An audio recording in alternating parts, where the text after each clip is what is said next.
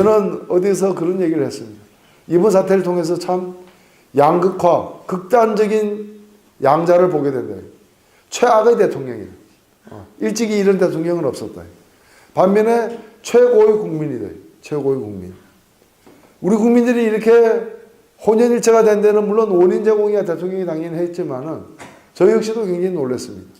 아까 말씀드린 10월 29일 촛불. 그 촛불일 때 저는 거기 가봤습니다.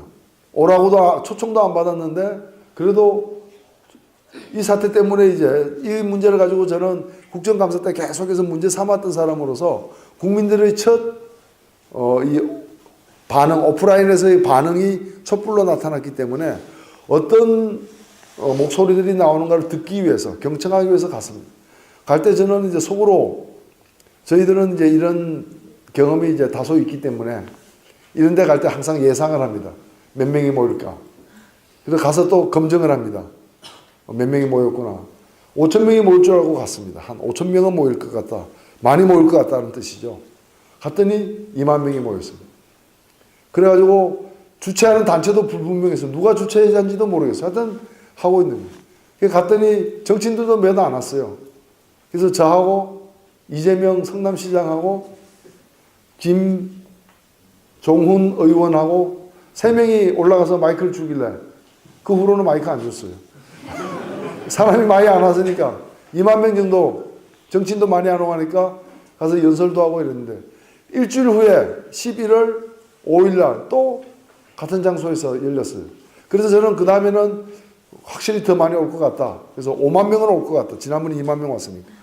그래서 갔는데 20만 명이 왔어요. 20만 명. 마이크 안 주지. 20만 명이 오니까.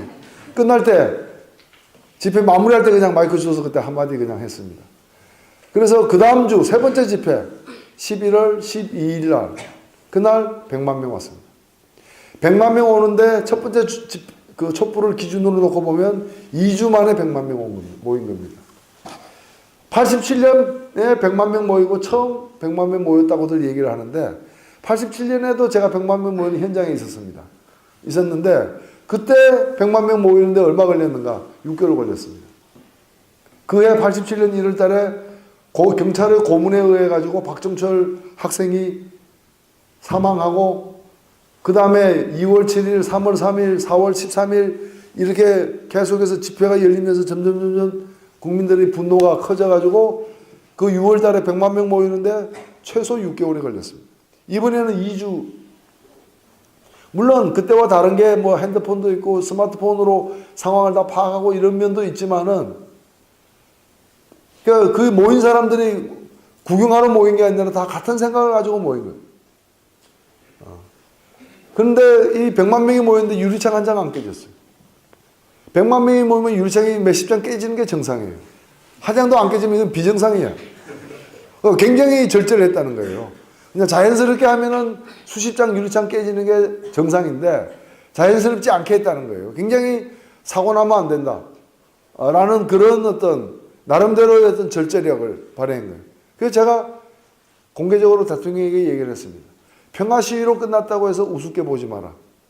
화염병을 안 던졌다 그래서 이걸 갖다가 가볍게 보면 안 된다. 오히려 화염병 던지는 시위대보다도 100만 명이나 모였는데도 유리창 한 장 안 깨질 정도로 절제력을 발휘하는 이 시민들의 모임, 집단이 더 무서울 수 있다. 이걸 우습게 보면 안 된다. 이제 그런 얘기도 했습니다. 이런 과정에서 사실은 많은 에너지, 새로운 요구들이 분출하고 있습니다. 여러분들도 아마 직접 그 현장에도 가보셨겠고 또 여기저기 또 우리가 언론을 통해서도 이렇게 그 많이 접하고 있겠습니다만은 가보면은 박근혜 하야하라, 뭐 퇴진하라, 그 다음에 이게 나라냐 이런 선풍깃이 제일 많이 눈에 띄는데 거기서 나오는 요구들을 그리고 그 희망들을 들어보면은 대통령 물러가라는 것만이 아니에요. 그것은 어찌 보면은 반드시 이루어져야 될 필수적인 목표이자 과제이지만 그게 전부 다는 아니에요. 그리고 대통령 한 명 물러가면 우리는 참 잘 살 거야. 우리나라는 참 좋아질 거야. 이런 일이 없는 그런 새로운 나라가 될 거야. 라고 생각하지 않는다는 거예요. 대통령이 물러가라는 것은 이 사태의 가장 큰 법적, 정치적 책임을 져야 될 사람이니까 물러가야 되지만 우리 사회가 안고 있는 많은 여러 문제들이 이번 사태 과정에서 드러났는데 그런 것들도 마찬가지로 해결돼야 된다는 것. 대표적인 게 정경련. 이 정경유착 이거 어떻게 할 거냐 이거예요. 이거 어떻게 할 거냐. 이런 우리나라 서열 1위부터 시작해서 약 30위까지의 그런 대기업들이 이런 규모가 큰 권력형 비리에 다 연관이 되는 그런 나라가 어디 있습니까? 어느 나라에 이런 일이 있는 거예요? 정경련 보시죠. 제가 전국경제인연합회 정경련을 그전부터 일찍이 제가 전국경제사범총연합이다. 그래서 정경련이다. 그게 기본 전과가 전과 5번, 6번, 7번 10대 재벌 정도 되려면 10번 이상들이에요. 세상에 이런 나라가 어디 있냐 이거예요. 한두 번도 아니고 매번 대통령 선거 때마다 불법 정치 자금 무슨 사건 때마다 이런 권력형 비리에 연관되어 있는 정경련 해체해야 됩니다. 정경유착하면은 이제 다른 나라 같으면은 그렇게 큰 기업들이 회계장부를 이중으로 만들어서 비자금 빼고 이러면은 그 총수는 미국 같은 경우는 징역 130년 뭐 이렇게 받습니다. 회사 하나가 완전 망하도록 만들어버려요. 다시는 그런 일들이 일어나지 못하도록 하는데 우리는 어떻습니까? 글로벌 시대에 지금 삼성전자만 하더라도 외국인 투자자가 반이 넘잖아요. 그런데 이런 식으로 해가지고 대주주들 몰래 뒷돈 빼가지고 그걸로다가 이권을 얻고 그걸로다가 뇌물 주고 이런 불법 거래 부당한 그런 영업을 해왔다는 게 드러나면 그거 어떻게 됩니까? 그래서 이번 기회에 우리 사회에서 이게 대통령 한 명이 물러나는 걸로 끝날 것이 아니라 완전히 이 정경유착이 뿌리 뽑히는 그런 사회가 돼야 된다. 그런 사회가 돼야 된다. 그리고 검찰 보십시오. 검찰이 최근에야 수사를 열심히 하고 있습니다. 이제 보니까 대통령이 언제 끝나든 끝날 사람 같고 이 정권에 충성할 일은 없을 것 같고 그리고 다음 정권이 들어설 것이고 그렇다면 이번 사태에서 자기들의 어떤 처신 이제 그런 식으로 움직이고 있는 거예요. 누가 다리 부러진 사자를 보고 달려드는 하이에나 같다라고 표현했습니다만은 그런 식으로 초기에 지난 9월 달에 최순실 게이트가 처음 시작됐을 때 특별수사본부를 만들어 놓고 검사를 2명 파견했어요. 지금 33명 가 있습니다.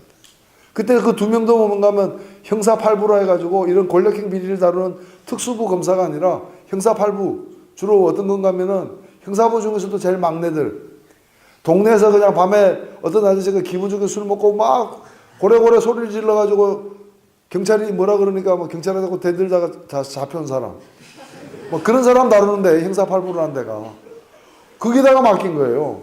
그렇게 수사를 하다 보니까 제대로 수사했으면 그 태블릿 PC가 벌써 검찰 손에 들어갔겠죠. 제대로 수사 안 했으니까 그게 JTBC로 간 거예요. 우리가 그걸 고맙다고 해야 될지 모르겠지만은 그래서 이런 검찰들이 고위직 이런 권력자들에 대한 수사를 제대로 못하는 것은 이미 수차 증명돼 더 이상 증명할 필요도 없는 그렇다면 이것을 이제 검찰의 기소 독점권을 해제해가지고 공수처 고위공직자 비리를 독립적으로 수사하는 기관을 따로 만들므로써 한편으로는 검찰을 견제도 하는 그런 검찰 개혁이 반드시 이루어져야 된다는 거예요. 그 다음에 언론 이번에 KBS, MBC 보십시오. 제 역할을 과연 했습니까? 제 역할을 못했기 때문에 그 내부가 지금 굉장히 심각한 상황입니다. 얼마 전에 KBS, MBC, YTN, 그 다음에 SBS 이 네 군데서 기자들의 총회가 열렸어요. 도대체 이 상황이 되도록 우리 언론은 뭘 했느냐? 우리는 언론으로서 제대로 역할을 하고 있느냐? 오히려 국민들이 진실을 알지 못하게 하는데 우리가 더 앞장선 건 아니냐? 그 중에서 내가 YTN 총회에서 나온 어떤 기자가 한 발언이 지금도 기억에 생생합니다. 그 기자가 뭐라 그러는가 하면 그 JTBC가 10월 24일 날 그 태블릿 PC 내용을 공개함으로써 이 사태가 최순실 게이트에서 박근혜 최순실 게이트로 전환이 되면서 크게 문제가 됐는데, 만일 그 태블릿 PC가 YTN 기자가 만일 입수했다면 YTN에서는 과연 그걸 방영했을까? 자기가 생각할 때 YTN 기자가 한 얘기예요. 자기가 볼 때는 우리 YTN에서는 방영을 못했을 것 같다. 그만큼 YTN이 권력의 눈치를 보아왔다는 얘기입니다. KBS나 MBC는 더 한 거죠. MBC는 지금도 그러고 있는 거예요. 지금도. KBS에서 오래간만에 저를 불렀습니다. 한동안 안 부르다가. 제가 그래도 KBS에서는 그 심야 토론에 여전히 정치인 최다 출연자예요. 아직까지도. 그리고 MBC도 제가 최다 출연자인데 그 두 군데 안 나가본 지가 오래돼서 1년 넘었어요. 1년 넘었는데 그 KBS에서 지난주 촛불 하는 그 시간에 토요일 날 7시에서 9시 동안까지 2시간 그 황금 무한도전 같은 거 트는 그 시간에 촛불을 중계를 했어요. 촛불 중계하면서 저 같은 사람 불러다가 한마디씩 하게 토론 2시간 동안. 그 일이 그러니까 최근에 있어요. 그 전까지는 그 이제 보도본부장 사퇴나 막 기자들이 들고 일어나니까 이렇게 된 거예요. 언론의 자유가 있기까지 수많은 사람들이 피 땀을 흘려가지고 민주화가 되면서 언론의 자유를 쟁취했는데, 쟁취한 언론의 자유를 가지고 뭘 하고 있느냐? 권력을 비호하고 있다. 특히 이명박 박근혜 정부 들어와가지고. 그래서 이의 언론을 갖다가 어떻게 개혁할 것인가 구체적 방안들이 많습니다만은 이게 우리의 과제가 되고 있다. 이 이외에도 국정 역사 교과서 문제, 그다음 백남기 농민 물대포로 저렇게 사람이 사망에 이르도록 했는데 아무도 진상도 안 밝혀지고 아무도 처벌을 안 받았죠. 근데 그 집회를 갖다가 주도한 사람 중에 한 명이라는 이유로 한상균 민주노총 위원장은 징역 5년을 받고 지금 감옥에 있는 거예요. 이게 유엔에서 문제가 되고 있대요. 유엔 인권이사회에서 이거에 대해서 규탄하는 성명이 발표되고 2번이나 발표되고 조사관들이 감찰관들이 우리나라까지 와가지고 조사를 다 해가는데 그 유엔 인권이사회 의장국이 누군지 아세요? 어느 나라인 줄 아세요? 대한민국이. 리퍼블릭 오브 코리아. 근데 우리나라가 의장국으로 있는데 그 유엔 인권이사에서 계속해서 물대포 저렇게 하지 말라고 규탄하는데도 안 듣고 있는 거예요. 대한민국의 국가인권위원회에서 3차례에 걸쳐서 물대포 저렇게 쓰지 마라, 저는 사람 다친다 고 했는데도 안 고치고 있는 이런 사태들.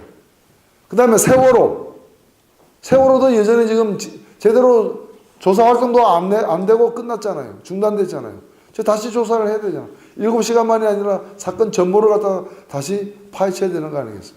이런 문제들, 이런 것들이 다 새롭게 해결되어야 한다는 거죠. 그런 점에서 대통령 한 명을 그냥 교체하는 인물 얼굴이 바꿔지는 걸로 끝날 문제가 아니라는 겁니다.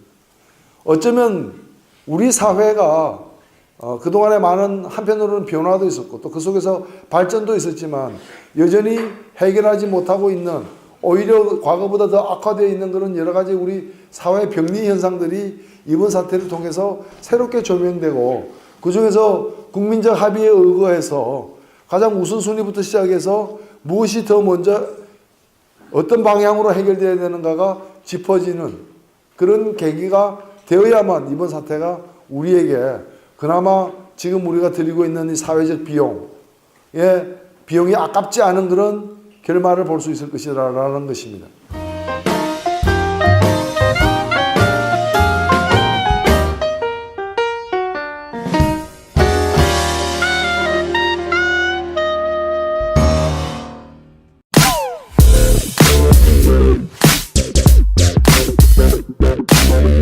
저는 어디서 그런 얘기를 했습니다. 이번 사태를 통해서 참 양극화, 극단적인 양자를 보게 된다. 최악의 대통령이다. 일찍이 이런 대통령은 없었다. 반면에 최고의 국민이다. 최고의 국민. 우리 국민들이 이렇게 혼연일체가 된 데는 물론 원인 제공이야 대통령이 당연히 했지만은 저 역시도 굉장히 놀랐습니다. 아까 말씀드린 10월 29일 촛불. 그 촛불일 때 저는 거기 가봤습니다. 오라고도 초청도 안 받았는데 그래도 이 사태 때문에 이제 이 문제를 가지고 저는 국정감사 때 계속해서 문제 삼았던 사람으로서 국민들의 이 반응, 오프라인에서의 반응이 촛불로 나타났기 때문에 어떤 목소리들이 나오는가를 듣기 위해서, 경청하기 위해서 갔습니다. 갈 때 저는 이제 속으로 저희들은 이제 이런 경험이 이제 다소 있기 때문에 이런 데 갈 때 항상 예상을 합니다. 몇 명이 모일까. 굉장히 절제했다는 거예요. 그냥 자연스럽게 하면은 수십 장 유리창 깨지는 게 정상인데 자연스럽지 않게 했다는 거예요. 굉장히 사고 나면 안 된다. 라는 그런 어떤 나름대로의 어떤 절제력을 발휘한 거예요. 그래서 제가 공개적으로 대통령에게 얘기를 했습니다. 평화 시위로 끝났다고 해서 우습게 보지 마라. 화염병을 안 던졌다 그래서 이걸 갖다가 가볍게 보면 안 된다. 오히려 화염병 던지는 시위대보다도 100만 명이나 모였는데도 유리창 한 장 안 깨질 정도로 절제력을 발휘하는 이 시민들의 모임, 집단이 더 무서울 수 있다. 이걸 우습게 보면 안 된다. 이제 그런 얘기도 했습니다. 이런 과정에서 사실은 많은 에너지, 새로운 요구들이 분출하고 있습니다. 여러분들도 아마 직접 그 현장에도 가보셨겠고 또 여기저기 또 우리가 언론을 통해서도 이렇게 많이 접하고 있겠습니다만 가보면은 박근혜 하야하라 오는데 첫 번째 그 촛불을 기준으로 놓고 보면 2주 만에 100만 명 모인 겁니다. 87년에 100만 명 모이고 처음 100만 명 모였다고들 얘기를 하는데 87년에도 제가 100만 명 모이는 현장에 있었는데 그때 100만 명 모이는데 얼마 걸렸는가? 6개월 걸렸습니다. 그해 87년 1월 달에 경찰의 고문에 의해 가지고 박정철 학생이 사망하고 그 다음에 2월 7일, 3월 3일, 4월 13일 이렇게 계속해서 집회가 열리면서 점점 국민들의 분노가 커져가지고 그 6월 달에 100만 명 모이는데 최소 6개월이 걸렸습니다. 이번에는 2주. 물론 그때와 다른 게 뭐 핸드폰도 있고 스마트폰으로 상황을 다 파악하고 이런 면도 있지만은 그 모인 사람들이 구경하러 모인 게 아니라 다 같은 생각을 가지고 모인 거예요. 그런데 이 100만 명이 모였는데 유리창 한 장 안 깨졌어요. 100만 명이 모이면 유리창이 몇십 장 깨지는 게 정상이에요. 한 장도 안 깨지면 이건 비정상이야. 퇴진하라. 그 다음에 이게 나라냐. 이런 선풍깃이 제일 많이 눈에 띄는데 거기서 나오는 요구들을 그리고 그 희망들을 들어보면은 대통령 물러가라는 것만이 아니에요. 그것은 어찌 보면은 반드시 이루어져야 될 필수적인 목표이자 과제이지만 그게 전부다는 아니에요. 그리고 대통령 한 명 물러가면 우리는 참 잘 살 거야. 우리나라는 참 좋아질 거야. 이런 일이 없는 그런 새로운 나라가 될 거야 라고 생각하지 않는다는 거예요. 대통령이 물러가라는 것은 이 사태의 가장 큰 법적 정치적 책임을 져야 될 사람이니까 물러가야 되지만 우리 사회가 안고 있는 많은 여러 문제들이 이번 사태 과정에서 드러났는데 그런 것들도 마찬가지로 해결돼야 된다는 것. 대표적인 게 정경련. 이 정경유착 이거 어떻게 할 거냐 이거예요. 이거 어떻게 할 거냐. 이런 우리나라 서열 1위부터 시작해서 약 30위까지의 그런 대기업들 가서 또 검증을 합니다. 몇 명이 모였구나. 5천 명이 모일 줄 알고 갔습니다. 한 5천 명은 모일 것 같다. 많이 모일 것 같다는 뜻이죠. 갔더니 2만 명이 모였습니다. 그래가지고 주최하는 단체도 불분명했어요. 누가 주최자인지도 모르겠어요. 하여튼 하고 있는 거예요. 갔더니 정치인들도 몇 안 왔어요.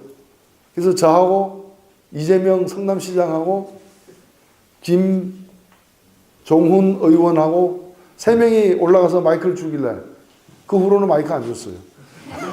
사람이 많이 안 왔으니까 2만 명 정도 정치인도 많이 안 오고 하니까 가서 연설도 하고 이랬는데 일주일 후에 11월 5일 날 또 같은 장소에서 열렸어요. 그래서 저는 그 다음에는 확실히 더 많이 올 것 같다. 그래서 5만 명은 올 것 같다. 지난번에 2만 명 왔으니까. 그래서 갔는데 20만 명이 왔어요.